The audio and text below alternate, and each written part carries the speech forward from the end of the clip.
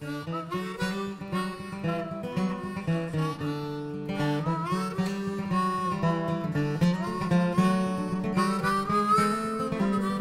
to WNL Sports Weekly. I'm your host, Jeremy Franklin. This week we'll speak with women's tennis coach Eric Ishida, as well as Wilton Megargel from women's lacrosse and Jeremy Becht from men's tennis. But first, a quick look back at the weekend in Washington and Lee sports. As always, you can find all of the latest WNL athletics news in detail at generalsports.com. The women's tennis team placed 5th at the ITA National Collegiate Indoor Championships in St. Peter, Minnesota. The Generals fell to Denison in the quarterfinals on Friday, but bounced back to defeat Chapman and Gustavus Adolphus on Saturday. Back in Lexington, both tennis teams scored ODAC wins over Randolph-Macon, Emory and Henry, and Virginia Wesleyan. Men's lacrosse knocked off Washington College 5-4 in Chestertown, Maryland, while women's lacrosse lost 11-8 to third-ranked Franklin Marshall at home, and baseball was swept by Lynchburg in an ODAC doubleheader. And in riding, Washington and Lee placed second at the Virginia Intermont Classic Collegiate Cup at the Virginia Horse Center. With me now is women's tennis coach Eric Ishida. Eric, welcome back to the show. Thank you. We're going to take a look at some highlights of last Tuesday's 6-3 win over Radford. Division I wins are not out of the ordinary for WNL, but what do they say to you about the status of your program? Well, I think it says a lot about the crew that we have this year on our lineup. This is the third year we've played Radford early in the season, so we knew what to expect. And we really prepared well for what we were going to see. And we really executed well in doubles. That was the key. But I think that overall it says a lot about Division III level across the nation. It's improving, and a lot of the Division III teams are very competitive with Division I teams. You had a big Division III tournament this past weekend, the ITA National Collegiate Indoor Championships. You finished 5th. How did WNL perform up in Minnesota? It was overall a very good experience for our young group. We have pretty much new doubles teams, 1, 2, and 3. We have a new lineup. 1 through 6 singles are all new positions. We have some experience with 4 juniors, but it was great to get everybody competing with each other in a tournament setting. The first match against Denison was a little disappointing. We would have liked to have performed better, but we just weren't quite ready for that level that early in the tournament. But I think by the end of the Gustavus Adolphus match for 5th and 6th place, we were playing some very high level tennis, and that really was kind of the high point of the tournament. You've got Mary Washington, Wofford, and Emory coming up over the next 2 weekends, and then later on the Fab 5 tournament in Carnegie Mellon. What does the rest of the regular season schedule hold in store for WNL? We have a tough schedule. We play a lot of the top teams in the country, and we're going to be tested pretty regularly. So we need to really step up and be a team and have full team efforts when we play these matches. We hope to upset some of the teams that are ranked ahead of us, and obviously hold off the teams that are ranked below us. But overall, we just need to develop as a group and continue to improve. The Fab 5 tournament, we have a very difficult schedule with Tufts, Williams, and then Chicago. So that will be a very difficult test for us. And then we come back the next weekend with Carnegie, and that'll be another great test. So stepping up our level and sticking with it as a group is going to be key. Looking ahead, what are the Generals' postseason goals? We want to play our best tennis in May, and that's really the key this year. We want to continue to improve, and we're getting to see the best teams in the country, so we'll know where the level is, and we just have to rise up to that and continue to get better at each position. And hopefully we can do better than we did last year. Eric, thanks for joining us. Best of luck the rest of the way. Thank you. With me now is Wilton Megargel, senior lacrosse attacker from Charlottesville. Wilton, welcome to the show. Thanks for having me.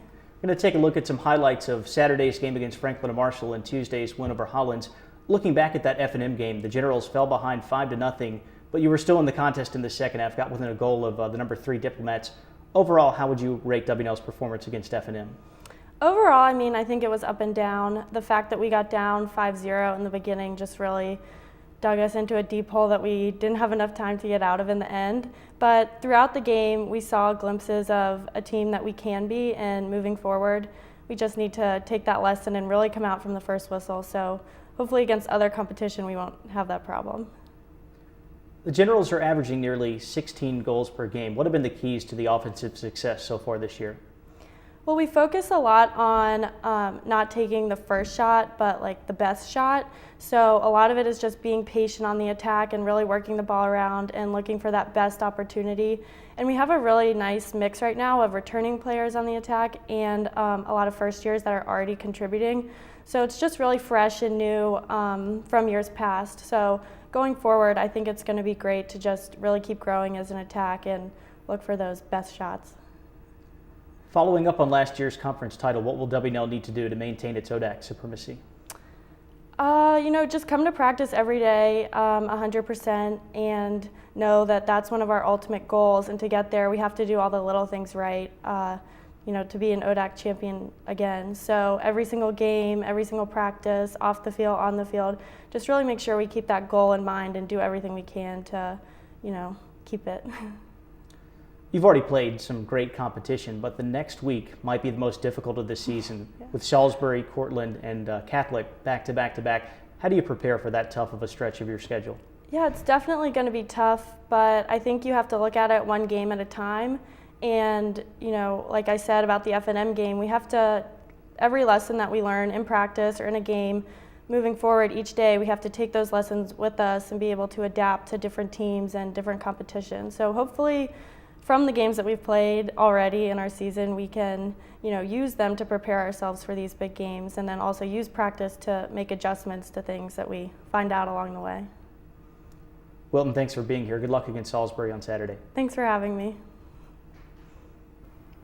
I'm joined now by Jeremy Becht, junior tennis player from Woodstock, Georgia. Jeremy, welcome to the show. Thank you. We're going to take a look at a clip of your match against Randolph-Macon last week. The Generals are 5-0 in the ODAC. You also have an impressive win over Salisbury. How pleased have you been with this season thus far? Very pleased so far. So far, so good. Everybody played really good tennis against Salisbury, and they're good every year, and it's a huge rivalry, and that's well. And ODAC, we're so far 5-0, cruising through. But I'm sure that everyone on the team would agree with me that we're not ready to throw a party quite yet. It's all about how we finish this year in the ODAC and getting to the NCAA championship. In the season preview at GeneralSports.com, Coach Detweiler talked about the great team chemistry from this year's squad in particular. How can that impact what happens on the court? It's definitely a huge impact, especially in doubles. Most of us are returning players. We've played with each other for at least a year, most of us too, and it makes the team so much better when you're on the doubles court with your partner and you know exactly what they're trying to do, what their strengths are. And the same in singles, that we can all trust each other, and we know that when the game's on the line that our guy's going to come out with a win. In terms of a personal approach, what's the difference between playing doubles and singles, especially when you have to play them back-to-back in a dual match? It's definitely huge. Doubles, it's quick. You've got an 8-game pro set. You have no time to warm up or get into it. It's just all guns firing right off the bat. If you come out sloppy with a double fault or a missed volley, that could be a break and that could be the match. So it's just really important to come out with a lot of high energy right off the bat. Singles is a lot different. It's a marathon, not a sprint. You've got 2 sets to play. And the big thing to worry about is you just got to, whatever happened in that doubles match before, just let it go, win or lose, because you want to come in with a clean slate and thinking clearly about how you're going to beat your opponent. You've got some big matches coming up. Mary Washington on Saturday, Hampton-Sydney next Friday. What will the Generals need to do to keep winning against tough competition? I think we're doing really well right now. Everyone's playing pretty good tennis. We just need to keep our intensity up, keep our consistency together. So far, our lineup has been working great. The doubles teams have been excellent. I know coaches have been pleased. So we just need to come into every match and just keep the momentum going. Jeremy, thanks for being here. Good luck the rest of the season. Thank you.